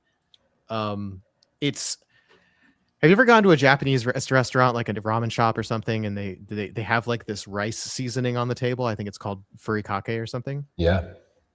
It's like sesame seeds, and, like, they've got these little, like, chili bits in there, and it's seaweed and stuff. And that's what I get on the nose of this after the Origin. See, and tonight most of what I'm getting is, like, the like stone fruit and like barrel tannin, like the sweeter side of the barrel tannins on it, that results in sort of a like a bittersweet peachy note around the edges. Yeah, I definitely get stone fruit on the palate. And the palate's really interesting. It's the same 92.5 proof, but the New Oak one is creamier, and it's got this nice coconut water kind of thing going on the palate. And, like, kind of, but not quite, but vanilla custard maybe. Yeah, I get it like a creme brulee, vanilla custard. So it's a split mash bill. We have Munich malt and pale malt in this mash bill specifically. Looking to bring a little more caramelized richness from that slightly more kilned malt, but without, like, stepping in a completely separate direction. still wanted it to be pretty relatable. And I think the stone fruit still comes through, but it's more of that like sweeter, juicier peach versus the origin. I think more of is like an either a slightly underripe peach or a white peach, something that's a little tighter in its expression of flavor. But I definitely get there is, and Will and I have gone back and forth on this over the years, and it sort of depends on how old the barrel is, or maybe what the combination of barrels we're utilizing in our Descendant whiskey are. But there is a creaminess that we're getting in there. And like, I'm always kind of cautious about saying that because like, I think of it more as like a sweet cream profile.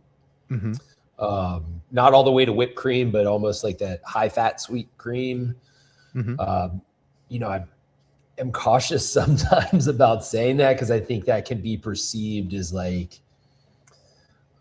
leaning in a butyric acid direction, which I don't perceive that Right. at all. But kind of that butter cream, if it's out of balance, can be quite off-putting. You can end up with like popcorn butter, which is a very specific and oftentimes not particularly pleasant profile. But to me, this is more of that, like the vanilla mingling with the creaminess, kind of going into some of the like creme brulee, vanilla custard kind of direction. Yeah. You know, funny about the popcorn butter, I got a sample of an Octomore single cask French oak. And the main and kind of only flavor note that I got from it, besides wow, that's peaty because it's Octomore, was it just tasted like buttered popcorn flavored Jelly Belly beans. Yeah, I can picture exactly what you're saying. And I've never gotten quite that note on anything else ever. I'm not sure I really want to. It's interesting. It's not something I want to go drink. So definitely, I love movie popcorn as much as the next guy, but it sort of doesn't feel like a whiskey flavor. No, exactly. You know, we talked about citrus profile and the origin kind of having a lemony brightness. Yes. One thing that Will and I both, as we are tasting barrels and blending together over the years, have always picked up with the malt whiskey and now Descendant line is this like orange profile. And again, it kind of vacillates a little bit barrel to barrel or age category to age category, whether that's like orange peel, orange zest. We'll get candied orange sometimes. Sometimes in the older expressions, it's a little more of like a marmalade direction. But it is that consistency that we're finding through our entire production process into maturation that's unique, but we're watching it kind of morph as age increases in barrel. It's an interesting one for us to like nail down as we're going through a big round of tastings. It's like, okay, well, where is it going to be and what is the expression going to be? But we know we're pretty much always going to find it with these this new cooperage maturation. Hey, it only took us an hour and 40 minutes, but Patrick has officially ordered his bottles. All right, thank you. We've convinced him. Okay, so it occurs to me that so we talk about ex-bourbon and new oak profiles, but when you dump these barrels, there are barrels there that you could potentially use. Do you have any whiskey sitting in refill barrels, either refill ex-bourbon or refill single malt? Absolutely. Both. It's one of the beautiful things about released? single malt is we don't have that restriction, and you we get can refill. way more bang for your buck on the barrels. Absolutely.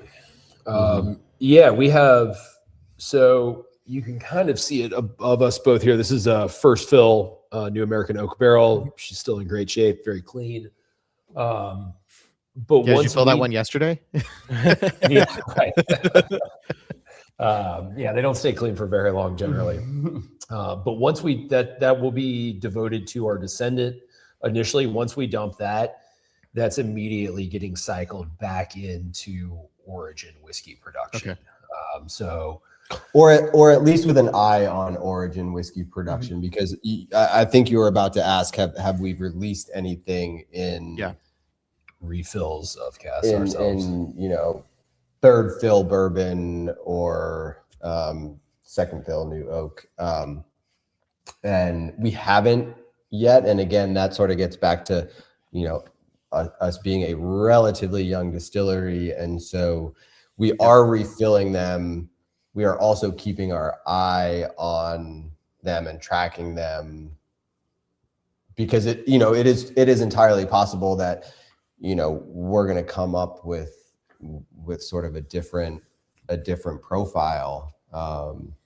And to me, that'll be an interesting thing, getting back to the, like, does the bourbon make a difference, or the type of bourbon make a difference? What are we going to see when we start pulling well-aged whiskey out of those refilled barrels? We also have, we have our white Geneva, or essentially our Dutch heritage gin, and we have a barrel-aged variation of that as well. So generally that'll go into ex-descendant barrels. So we were the first filler on that barrel. Then we'll keep some of those for aging our Geneva in specifically. So we're always looking for barrels for that held our whiskey previously and that had been a new barrel when we filled them, just to kind of keep that the style of barrel aging with our Geneva that we're looking for. So that's an exit strategy or second use strategy for those barrels as well. And do you also sell the Geneva online? Yes. We do. Yes. Both our white Geneva or clear Geneva, as well as our barrel aged Geneva. Yeah. So we like to encourage our audience, like, hey, don't only drink single malt, right? Like, you got to have a context on what else is out in the world. Geneva is a cool product, right? It's like gin, but different. And barrel aged Geneva is a really cool thing that not a lot of distilleries make. So if you're placing an order with Oak and Grist anyway, I would encourage you to also pick up a bottle of the Geneva. And particularly the barrel rested, if you're a whiskey drinker, because it's gonna be a beautiful bridge between, Geneva is wildly different than your typical London dry style gin to begin with, but largely because it's whiskey based for the most part. At least ours is 100% whiskey based. But Ethan says, yes, for sure, love everything we're talking about, be it ASM or dead. You got a super fan over there. Hell yeah. But we, our aged barrel rested Geneva spends about a year in our used whiskey barrels. So it's not just like a kiss of, we're actually putting a little bit of age on that one. So it's just a really fun, lots of bright, juicy fruit, really wonderful, like sort of bread puddingy notes, a lot of things that you're going to find in our whiskey, but then sort of the added benefit is some of those fun botanicals that we use. So, all right, we are definitely running short on time, and we've gone quite a lot longer than we thought we would. It's 9 o'clock for you guys. I wanna get you out of here real soon now. We should talk about smoke, besides just mentioning that it exists. So that is obviously a smoky product, and we want to know what type of wood or peat. What did you smoke the barley with? Actually, my addendum to that question would be, are you doing your own malting or your own, or if not, then how are you smoking it, or who's smoking it? So our malt house, Riverbend Malt House, which is here in Asheville, really fantastic craft maltster, smoked that malt. They have two sizes of smokers. They can do a 500-pound batch or a 2,000-pound batch. The release that just came out this past year, that we've now sold through, was a single barrel. It was New American Oak, and it was just shy of 6 years old, but that malt had been smoked with North Carolina peach wood.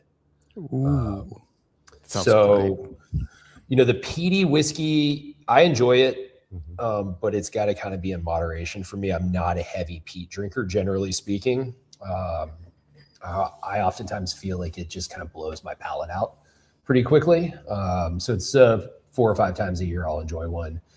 And I think a lot of Americans' perceptions of Scotch whiskey, single malt whiskey, is that it's all smoky, which is obviously incorrect. And it's a pungent profile for a lot of folks that aren't naturally going to gravitate towards it. It's iodine-y, it's acrid. It can kind of have a metallic element to it sometimes. And so, we have some interest in that to some degree, but we were looking for profiles that were more recognizable for an American palate. And the fruit, and more indigenous to our region. And so we are definitely looking at, like, in the same way of, how close are we getting our grain? It's how close is that smoke influence coming? And we have a little bit of peat on the coast of North Carolina, but not to the degree that they do in Scotland. And, so it just made a whole lot more sense for us to focus on that more regional flavor and smoke influence. And I always tell people, if I'm trying to describe it to someone that hasn't had it, is like, it's a subtler smoke than peat is by far. But it, to me, especially like growing up in the South and having lived in the South for most of my life, it really is evocative of like that American barbecue profile. So that sweet mesquite. Yeah, there's sweetness coming from fruit wood. It has a much softer smoke profile. It's a little rounder and less pungent. And to me, like, we released this whiskey late summer, kind of peach season, taking a nod to the seasonality of when that fruit is going to be kind of at its peak. But it might remind people local to your region, like, of bonfires and that kind of thing. Totally. And even going years back, tasting that whiskey, because it's been on our radar of when we want to release it for a number of years now, and can't get the smoke on our website though. That's gone. No, yeah, the smoke's not on the website. It's sold out, unfortunately. But yeah, my first taste of it, I was like, give me some like a fatty pulled pork sandwich or some sticky ribs, because this is a bedfellow made for that. The astringency that it has naturally is whiskey against some of those sweeter and more unctuous foods, but the smoke profile is so commiserate with what you're seeing out of barbecue, especially hog barbecue in North Carolina. And we've got some other expressions, we've laid more down over the years, and some other wood expressions that we've explored, because again, like the rum cask concept, we want this to be categorical and not just 100% repetition. So, what other interesting woods that are indigenous to North Carolina or the Southeast that also make some unique smoke profiles can we mess around with? And I won't go into detail on those because they're kind of behind the curtain still, but we've got quite a few different styles that will be coming available over the next few years. Yeah, smoke very much. Smoke very much. Smoky variants. Yes. Yeah, it was very much developed on the basis of an exploration of smoked malt. So, like Charlie was just saying, it's not about it just being peat, or it's not about it just being peach wood for that matter. It's about us exploring the sort of some possibility of what can be when we explore the different smoke profiles.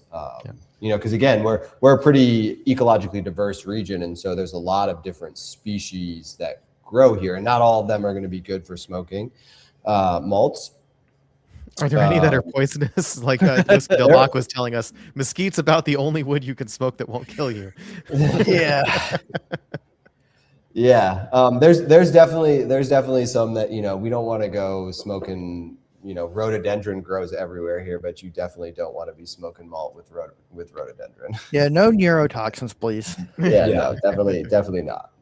But all that to say, it's like, just down the road is apple country here in Western North Carolina. Oh and yeah. So there's a plethora of applewood, and there is hickory and cherry, and there is sugar maple.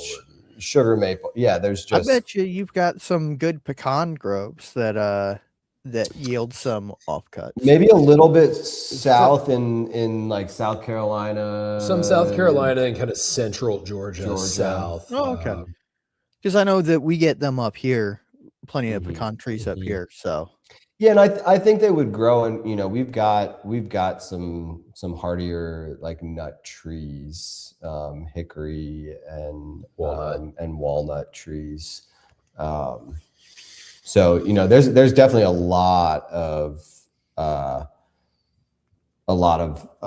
wood options here in Western North Carolina, which is cool. And, you know, again, that's sort of the premise of smoke is, you know, not to say that peach won't make a reappearance, but, you know, this one, smoke for us is a little bit more about like having a little bit of fun. Not that we don't have fun with the other products, but, you know, it's a little bit more of like, all right, you know, we're playing around with some different things. And, you know, as far as I know, we are the first smoked single malt, North Carolina single malt. So we're excited. We're excited to be, you know, it's not often that you get to be sort of like a pioneer in what you're doing, especially in an industry that's been around for hundreds of years. So to be able to sort of be poking around is, you know, as Charlie was saying, was one of the fun things about what we get to do with smoke. Do you think that making a smoked whiskey was inevitable for you, for your background and your production style, or was it just, did it take a while to come around to the idea? It was for me. It was definitely inevitable. When I started the distillery and really for the first like 5 years, it was about putting down as much consistently good whiskey as I possibly could. You know, it gets back to that, like, how many things can you do super well? And I very much focused our energy on, you know, let's make sure that our core lineup is square, is straight, is headed in the right direction. You know, I don't want to look back in 5 years and be like, okay, cool, we've got 3 barrels of this and 3 barrels of this and 3 barrels of that. And you know, very much focused on that consistency early on. And in the last couple of years, Charlie's probably seen me relax a little bit and be like, all right, let's start. You know, I feel a little bit better about taking a 3 or a 4-year-old whiskey and putting it in a finishing cask and playing around in that direction. Yeah, so we have a question along those lines. So smoke was kind of a limited release, I guess, but it's clearly not the only thing you're doing there. Do you have any sort of regular annual limited edition or distillery edition type stuff, or is it all oriented at core release type stuff? We do rum annually now. So this year will be our 4th annual Rum Cask finish release. April, we will have our 3rd annual 5-year single barrel release. So that's us going through and tasting different barrels, and there can be some variation, whether it's used oak, new oak, any other type of barrel, but that's an annual release for us. We won't have a smoke this year, but we've got some other interesting things that'll be a first time release this year for us. So we kind of generally target 2 to 4 unique non-core releases per year that folks can look forward to, with some of them being annual and some of them being like, this is ready, but we may need to wait on other things within that product family to become available for another couple more years. And we have plenty of things that have not seen the light of day yet, and a lot of interesting finishes and a couple collaborations that we've got going on kind of behind the scenes. So if you want to follow us, all of that always goes out, whether it's our newsletter, if you sign up for that through our website. You can follow us on Instagram or Facebook, and we do update the website as well. So people will be able to find when there's going to be a special release coming out, and go ahead and purchase that or taste it if they're interested. Yeah, and we're sort of always looking at rolling in, you know, as we release things. Some of them might be super limited one-off things, you know, but sort of the take that we look is like, if we find something interesting, we're going to keep pursuing it and continue to push the boundaries on that particular thing, whether it be smoke or rum cask or the 5-year single barrel. You know, I will mention again, we are 9 years old. You may want to pay attention at some point this year. You know, Oh, there's some barrels back here that are as old as we are. dropping some hints about a double-digit age statement. But you know, we're really coming into this time in Oak and Grist where, you know, this effort that we've put in has really produced some really fun things, and we've had some fun along the way with what we've been playing around with. So you know, always looking to grow that annual limited release.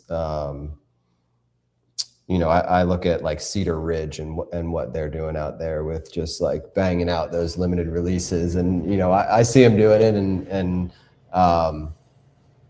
you know, it's part of what keeps it interesting and fun for us on the day-to-day is getting to play around and getting to release new things. And you know, because one of the biggest questions we get like on tours and stuff like that from folks is like, well, are you trying all these whiskeys all the time? And you know, the reality is we probably try it less than people think we might. But it is one of the sort of the fun parts is to, you know, pop the bung out of a barrel and, you know, pull a sample and see what happened, you know, and see how and then how it progresses over the years as we keep checking in on it. And there's some really fun stuff that's been happening. So. Yeah. Awesome. Well, we're already like quite over time, so I'm not going to do the thing where we normally do, where we like blend everybody's whiskeys together and then taste the blend. I think we'll instead fall back on our old favorite. What's your favorite pour of today? And I'll just tell you in no uncertain terms, and I think this is not going to be a surprise to anyone who knows my palate. I am just absolutely in love with the Origin. I want to drink this one every single day. So that's my favorite. I mean, the Lost Lantern is fantastic, but like you don't necessarily go cask strength every single day. Yeah, you know. I'd say it's always been my favorite whiskey that we put out core wise, and it's the Origin to me. It is kind of the classic. It's what we were founded to produce, and it's much more of my personal drinking style outside of the distillery as well, if I'm drinking whiskey. So Origin vote for me on that. I think I'll have the same. Cheers. All right. I think we're in agreement then. Yeah, I'm right there with you. Awesome. So with no further ado, let's not forget, let's do our little bit of a sign off before we sign off for real. Thanks to our patrons. We do have a Patreon now, so people who want to support us to continue. Thankfully, a lot of our guests do offer us samples or bottles, and thank you very much to Charlie and Will for sending us these bottles. But that's not always the case, and sometimes we have to buy out of pocket. We also have streaming costs and so on. And so running a podcast is not free, and we really appreciate our supporters for making that just a little bit easier. So here's our Patreon credits. Thanks very much to our supporters at Friedland and Patrick Hagner, our insiders, Ethan, Mark, Kevin, and Randall from Off Topic Whiskey, and our founder tier, Carl Reinsch, who is very generously, I would say retroactively funding. He's been a fan for a long time. So thanks to everybody. And we hope to see that list grow. But not to belabor our self-promotion, just one last thing. We thanks to Ethan for keeping an eye on. We are very low on our first single barrel pick, which was our McCarthy's fully matured in rum for 6.71 years.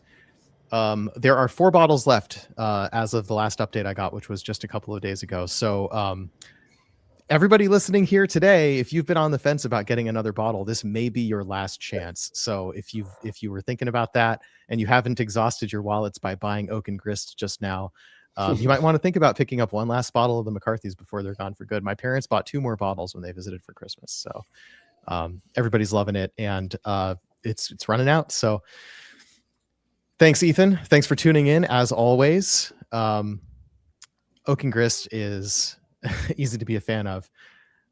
If you want the last bottle, you might be you might be playing with fire there. Someone else might snag it for you if you're waiting for there to only be one left to order. So I don't know if I would wait, but you can get one of the last 4. All right. Thanks very much to Charlie and Will. Thanks so much for coming on and talking with us for longer than we agreed on. That seems to happen all the time, but you guys have been great sports about it. With the technical delays, it all shakes out. Thanks to everyone for being here and tuning in and supporting Oak and Grist. I'm looking forward to having much more from you guys in the future. So cheers. Cheers, guys. Thank you very much for having us. Thank you. And until next time, I don't know, we'll see you somewhere on the internet. We used to say we'll see you in the lodge, but check us out on the Single Malt Frontier Discord or wherever else. We're around. You'll find us. Cheers. Cheers. Cheers.